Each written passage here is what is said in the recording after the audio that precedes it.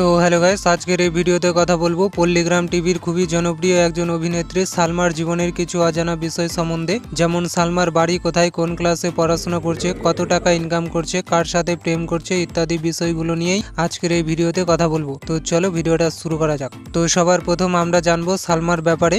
তো সালমার পুরো নাম হলো সালমা খাতুন। সালমা জন্মগ্রহণ করেন 2009 সালে ভারতের পশ্চিমবঙ্গ রাজ্যের মুর্শিদাবাদ জেলার চণ্ডীপুর গ্রামে। আর সালমা জাতিতে একজন মুসলিম। সালমার বর্তমান বয়স হলো 16 বছর আর সালমা বর্তমানে ক্লাস 11-এ পড়াশোনা করছেন। সালমার উচ্চতা হলো 4 ফুট 10 ইঞ্চি এবং ওজন 40 কেজি। তো এবার জানবো আমরা সালমার পরিবার সম্বন্ধে। সালমার পরিবারে রয়েছে মোট 4 জন লোক। সালমার মা বাবা, সালমার এক ছোট বোন এবং সালমা।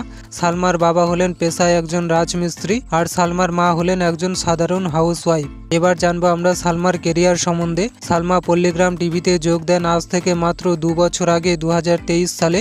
তখন সালমার বয়স ছিল মাত্র 14 বছর। 2023 সালে পল্লীগ্রাম টিভিতে একটি অডিশন রাখা হয়েছিল। তো সেই অডিশনেই সালমা অডিশন দেন এবং সেখানে তিনি সিলেক্ট হন।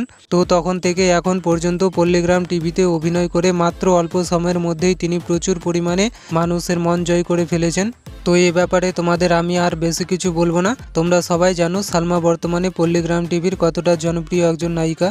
তো এবার জানবো আমরা সালমার ইনকাম সম্বন্ধে। তো তোমরা তো জানো যে পল্লীগ্রাম টিভিতে এখন আর আগের মতো মাসিক বেতন দেওয়া হয় না, এখন পার ভিডিও প্রতি টাকা দেওয়া হয়। তো বর্তমানে সালমাকে পল্লীগ্রাম টিভিতে অভিনয় করার জন্য পার ভিডিও প্রতি 4,000 টাকা করে বেতন দেওয়া হয়। আর সালমা নতুন অভিনেত্রী বলে তার জনপ্রিয়তার হিসাবে বেতনটা একটু কমই দেওয়া হয় তাকে। তো সালমা এখন পর্যন্ত পল্লীগ্রাম টিভি থেকে সর্বমোট 8 লক্ষ টাকা ইনকাম করে ফেলেছেন। এবার জানবো আমরা সালমার ব্যক্তিগত জীবন সম্বন্ধে। তো বিভিন্ন রিসার্চ এবং সোশ্যাল মিডিয়া থেকে আমরা জানতে পেরেছি যে সালমা নাকি পল্লীগ্রাম টিভির নায়ক টনির সাথে প্রেম করছেন, কিন্তু এটা 100% সত্য নাও হতে পারে, কারণ সালমা এবং টনি দুজনেই এই ব্যাপারে কোনো কথা বলেনি যে তারা দুজন দুজনকে ভালোবাসে।